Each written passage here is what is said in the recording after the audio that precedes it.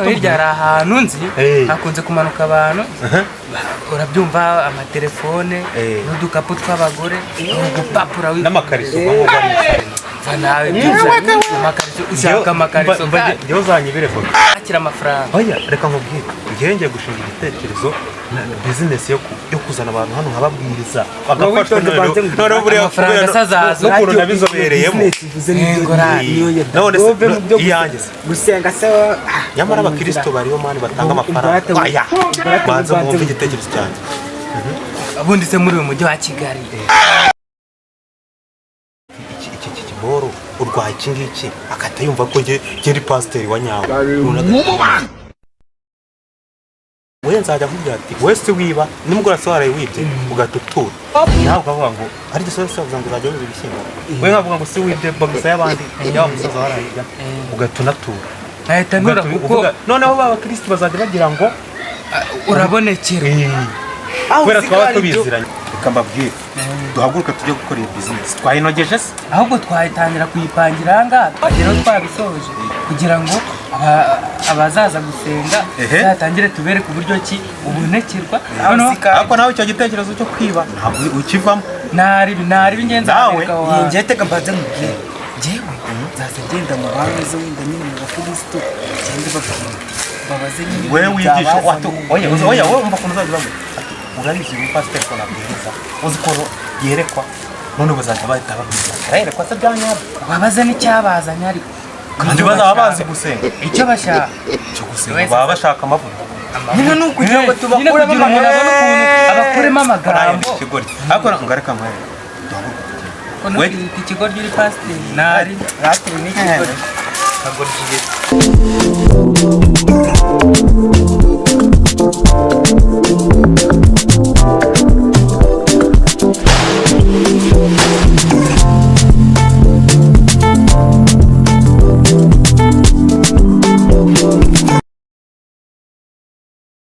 neza makuru y'iminsi ni meza ariko ngo nawe waje gusenga naje gusenga nanjye muri gusa nyine ahantu hari amavuta uravugisha ukuri ntabwo muri ino minsi nyine hari umukobwa twakundanaga nyine ariko yari yarahanze uje gusenga umukobwa shambona bizanye mu rugo yaraje araza neza uramubona kandi bari banabimpanira hano ko basenga sha nyine nanjye nari naje gusenga maze iminsi mfite ibibazo business zanjye ba leta yarazitwitse kuzitwika nkubwira ntabwo ari ugufata umuriro ukawutwika baraje baramfungira ngo ntabwo nishyura inguzanyo gusingira ubu nanjye nyine naje gusenga ngo ndebe ko n'umupasiteri wanyu hari icyo yamfasha nyine teganyigire wegira kwizera nutizera nta kintu biri bukumare kwizera ndagufite nimba wizeye rero we tuzi n'umupasiteri ndamwizeye aragukorera ibintu kandi business zawe zose zizakemuka nta kibazo nanjye ndabireba rwose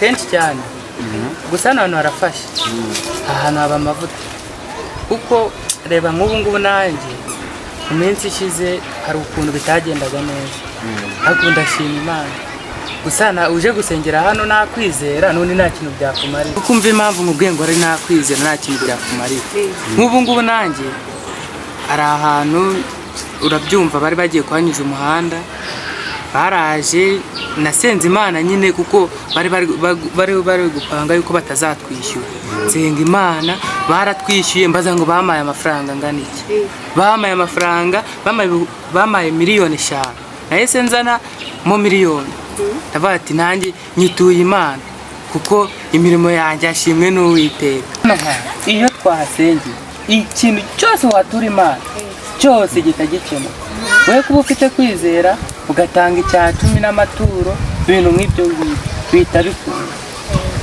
nanjye mfite icyifuzo kinkomeye cyane nanjye naje gusengera hano hantu ni ukugira ngo nyine nanjye Imana ime umugabo unkunda cyane kugira ngo rero nanjye mbere kuko nanjye Imana nanjye yamfashe nanjye hano ku muri icyo cyakemura nkawe rero hari igihe wenda waba wazanywe n'ikintu uvuga ati nanjye Imana imfashije iki kigakunda byaba ari byiza.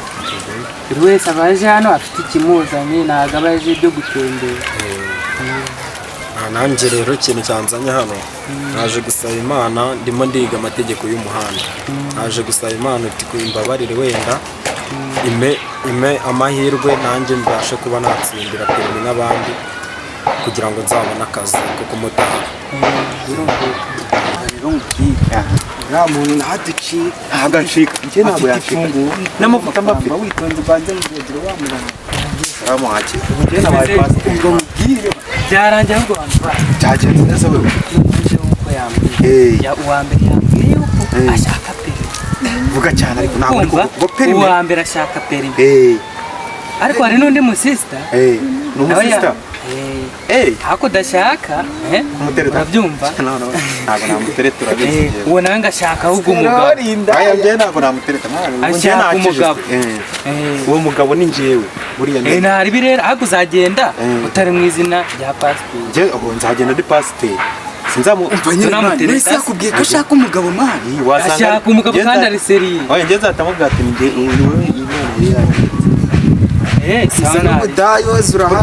buriya se afite nk'amafaranga nabonye mu mufuka ntabwo yabuririza ariko tuzarya abe make abe menshi tuzayabona n'ibihumbi nka magana angahe ariko se bavuga afite amafaranga ufite ikihe kibazo kigereye abantu bashobora kuba bafite ifungo bafite ibintu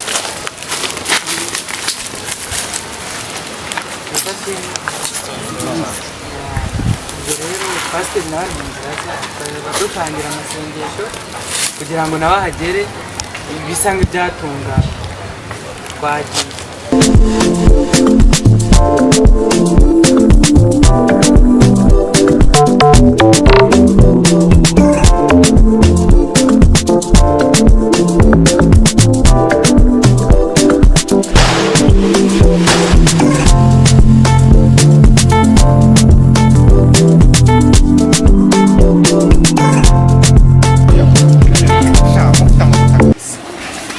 icara mbabwirize ariko hari akantu aho ngaho kakujomba icara neza kuburyo amavuta arakujyamo neza. Rero urabona ko muri abakirisitu beza, urabona nshinze itorero abakirisitu aba bantu bangana gutya, Imana ishimwe, haleluya. Rero ikintu cyanzanye hano ni ugusengera abantu hano bafite ibibazo, amadayimoni, abasengera rwose bagasubirana ibyo bari bafite. Haleluya. Ngawe mubonyeho ikibazo. Tugiye kugusengera amadayimoni yose ari ufite gushira. Haleluya. Amen. Amen. Haleluya. Rero reka njyewe diakoni abasengera amadayimoni ave muri uru rusengero asengere n'abarwayi bataha. Haleluya. Amen. Haleluya. Amen. Tugitangira rero hano hari abantu bafite inyatsi, hari abantu bafite ibibazo byinshi bigiye bitandukanye, basengere duhereye nko kuri uyu Imana inyeretse ko ufite ikibazo cy'uko wabuze umugabo. Amen. Muri umugabo uraje umubone.